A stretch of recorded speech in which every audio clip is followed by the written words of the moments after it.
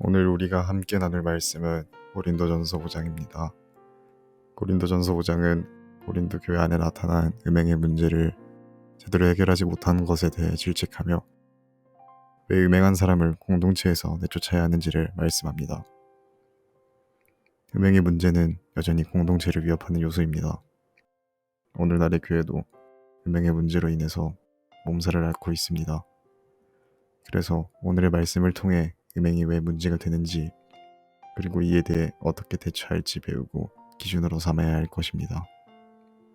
이제 내용을 살펴보겠습니다.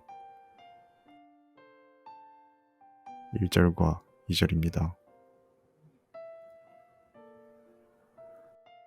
바울은 고린도 교회 안에 발생한 음행의 문제를 심각하게 여깁니다.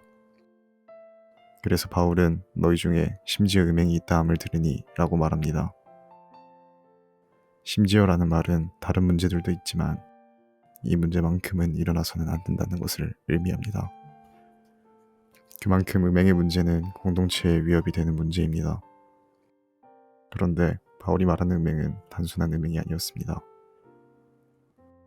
그런 음행은 이방인 중에서도 없는 것이라 누가 그 아버지의 아내를 취하였다 하는도다. 고린도 교회 내에서 발생한 음행의 문제는 이방인들에게도 없는 것인데 이런 일이 믿음의 공동체 안에서 발생한 것에 대해 통탄합니다. 물론 아버지의 아내가 음행한 아들의 친어머니가 아니라 재혼한 어머니라고 하지만 그렇다 하더라도 이런 일 자체가 용납될 수는 없습니다. 그런데 고린도 교회는 이런 사실을 알고서도 음행한 사람들에 대해 어떠한 조치도 취하지 않았습니다. 바울은 고린도 교회가 이렇게 한 것이 교만해져서라고 말합니다. 고린도 교회는 사랑과 용서를 잘못 적용하고 자신들이 음행한 사람에 대해 이런 태도를 지니는 것이 주님의 뜻이라고 해석하였습니다.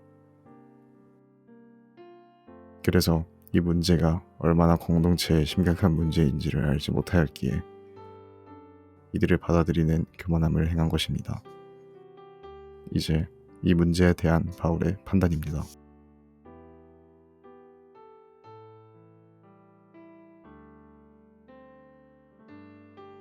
바울은 현재 고린도 교회와 함께하지 않고 있습니다.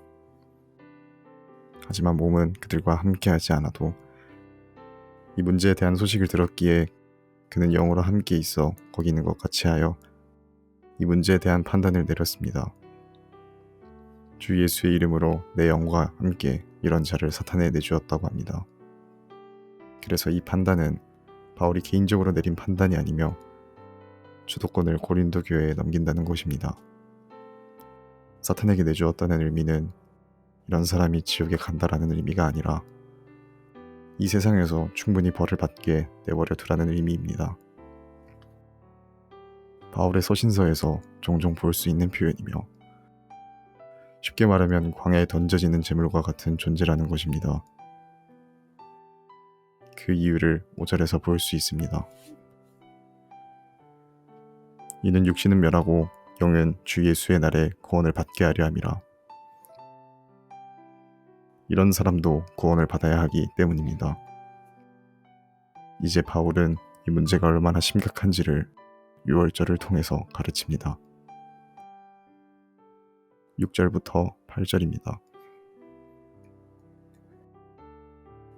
바울은 이들이 이 문제에 대해 교만하다고 말했습니다.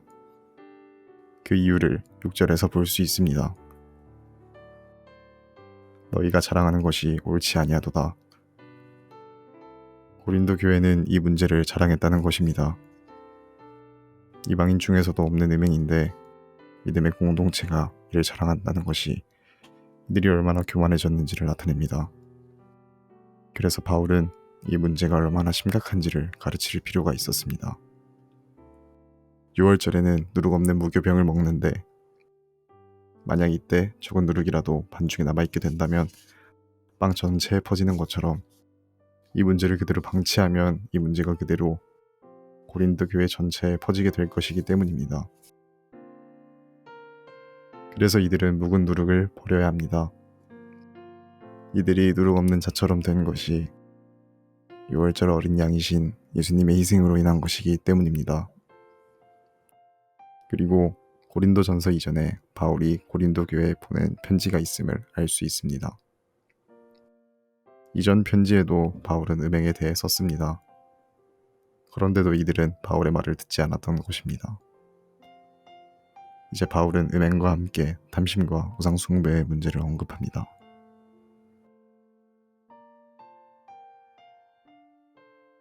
구절을 보면 내가 너희에게 쓴 편지에라는 말이 나옵니다. 이를 통해서 고린도전서 이전에 고린도 교회에게 보낸 편지가 있다는 것을 알 수 있습니다.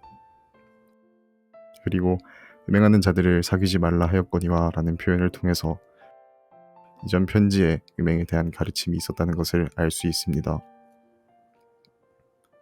그런데도 고린도 교회가 바울의 가르침을 따르지 않았던 것입니다.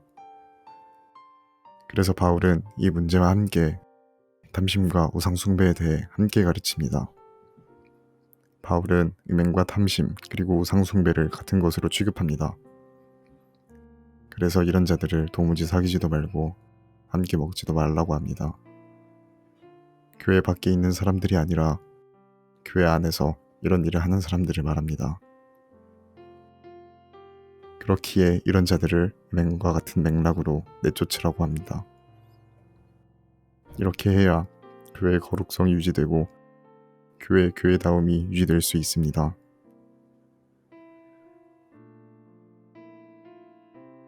오늘 우리는 고린도전서 5장의 말씀을 통해서 교회 내에서 발생하는 음행의 문제가 왜 심각한지를 보았습니다.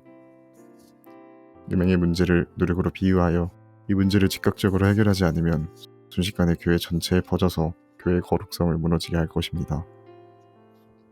이것은 단순히 음행만이 아니라 탐심과 우상 숭배에도 적용됩니다. 교회는 세상과 전혀 다른 곳입니다.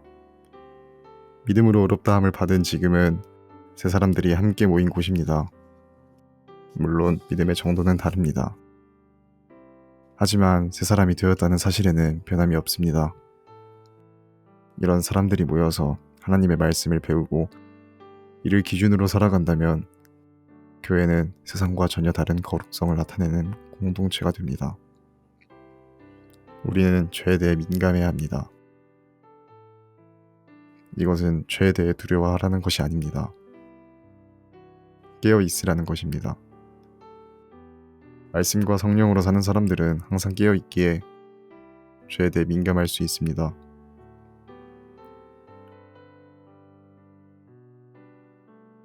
오늘의 말씀 묵상을 위한 도움입니다. 첫 번째입니다. 바울은 음행의 문제에 대해 아주 단호합니다.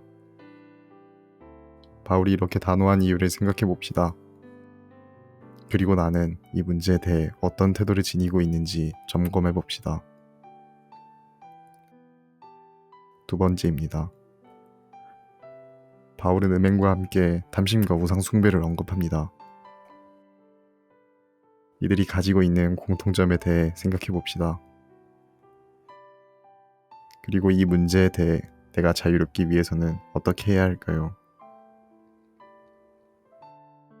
고린도전서 5장의 말씀을 마치겠습니다.